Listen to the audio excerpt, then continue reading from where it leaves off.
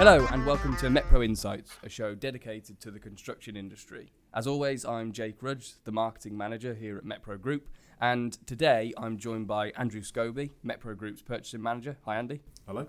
And we're also joined by Larry Reardon, Metpro Group's national sales manager. How you doing, Larry? Yeah, fine, thanks, Jake. Fine, thanks. Thanks for joining me today, guys. And the reason that we've got you two gents on, as you know, is the topic today is all about arguably the most important thing within our industry, which is stock. This has been an ongoing problem since the pandemic began, and we saw more so in 2020, I'd probably argue, that as we were coming into the Christmas period, things just went completely out of control. Nobody could get anything, and then we had the double whammy of Chinese New Year coming right behind it. So we thought it'd be interesting to we're 2 years on from the pandemic now. It seems to have just completely gone. But, are those issues still present? Are we seeing anything new happening? So I think the best thing to do really is, with you two on, is we can see it from both ends of the spectrum, and just to give people a bit of insight into what's happening, throughout the market. So, Andy, we'll start with you. I mean, you're, as we said, purchasing manager here at Metpro Group. You're working with our facilities overseas day in, day out. What do you see?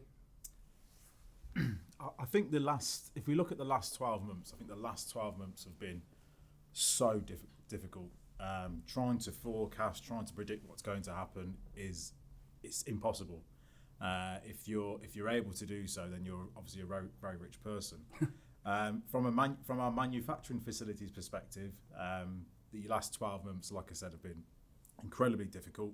You've got so many different varying factors that are affecting the supply, the price for various reasons, sort of COVID related, the war in Ukraine. From the manufacturing perspective, the actual raw material supply has been incredibly inconsistent to get a hold of. So you imagine you're placing an order, and then you need to source the material, which should, in a normal world, should be readily available. But in some cases, they're finding it could take up to sort of 6 weeks. So that lead time is extended, which then has a knock-on effect to our customers. That coupled with the fact that shipping is an absolute nightmare. You've got really inconsistent shipping transit times. You've got port congestion, port closures. These are the things that we're still continuing to see, not quite to the same levels, but again, it just adds complete disruption, not just for ourselves as the end user here at Metpro, but also to our manufacturing facilities. Wow. And I think before there was some talk about, correct me if I'm using the wrong terminology, but is it ghost sailings? Are they still a thing? So it's quite common recently. It's called blank sailings. Blank sailing, sorry. So these are sailings by where they're planned, all set to go, but there is not enough containers to load onto the vessel. So what they'll do is they'll consolidate with another planned vessel, and that could be, say, 2 weeks later. And then that adds on another prolonged period to what is already a stretched and complex supply chain. So you got an easy job then? It's very easy, yes. Really, really easy. Thank you. So what's the impact that's having here for us and our team and our space? For ourselves, we actually saw it earlier in June or July. What we found was we were planning our vessels, shipping anywhere up to 8 containers, 10 containers on one vessel, and we were spreading them out sort of weeks apart in line with demand and capacity within the warehouse and our freight forwarders and our logistic partners. Yeah. What we found was that all of a sudden these 26, 30 containers all arrived at once. Now, for another company with sort of bigger capabilities and capacity, they could cope with that demand. Yeah. Ourselves, that was a real stretch on the warehousing team to receipt the goods in, put the goods away. But then that also takes away from the warehousing team picking orders and shipping to our customers. So right. From what I know, they had no impact to our customers, but it really stretched the warehouse and their capability and their capacity. Okay. And as we go into the Christmas period now, I mean, it's at the time we're recording this, it's 4 or 5 weeks till Christmas? Yes. Do you see any of these issues dissipating? Do you see them getting worse? Um, I think we've said in the past, or I've said in the past, I can't see it getting any worse, and it's got worse. So I think we said in the previous podcast that we have to expect the unknown. You have to prepare yourself for the worst case scenario, really. Right. So I'm going to, in answer to that question, I'm going to say yes. I would expect it to get worse, but it could get better. We simply don't know, but we have to prepare for a worst case scenario. Okay, you make a good politician, mate. That was lovely. Thank you. Right, Larry, you're sitting over there all quiet, mate. So we'll move to you now. I mean, from the customer end or the market end, what are people saying to you? What are you seeing, hearing? Well, I think it was certainly difficult in the first half of the year. I think everybody accepts that, and everybody got used to delays and deliveries not arriving. The past couple of months, I think it's got better. Certainly in the marketplace, there's less shortages there. Everybody seems to have stock, which is different. That never happened in the earlier part of the year. So there is stock available. Whether or not they'll continue to have stock, I think one of our biggest concerns will be on margin expectations now that stock's here. Do people sell it? And that's my main concern: margin expectation over the next couple of months. Because I think that's something that we've not crossed in this year. I think we've done very well. Down to Andy and his stock, I think he's done a great job. I think Metpro was certainly one of the few companies that almost maintained fantastic stock levels in a really difficult time.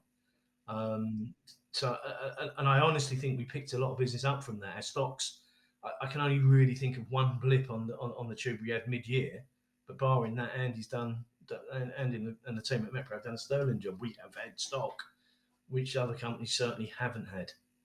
But like I say, it is a concern. I think the stock's out there now, and I think everybody's got stock. That's what I'm getting the feedback back from wholesalers anyway. That certainly stock is not an issue anymore. It's a price. It's a price scenario now. Okay, and just earlier on, Andy mentioned about I think you just mentioned the war in Ukraine. Now that was particularly in London. I've seen it in a few other places in the north as well. Some projects, this is off topic, sorry, but there was, some projects were either heavily delayed or stalled indefinitely because of supply issues. Are you still seeing that, across the country, Larry? Yeah, to be fair, it's a labour issue more than anything else, Jake. They just literally cannot get the labour. There was quite a lot of imported labour, certainly on the electrical front, and they've not replaced them because they simply are not here. Now, if you couple that with the current economic climate, these jobs that were temporarily put on hold are remaining on hold.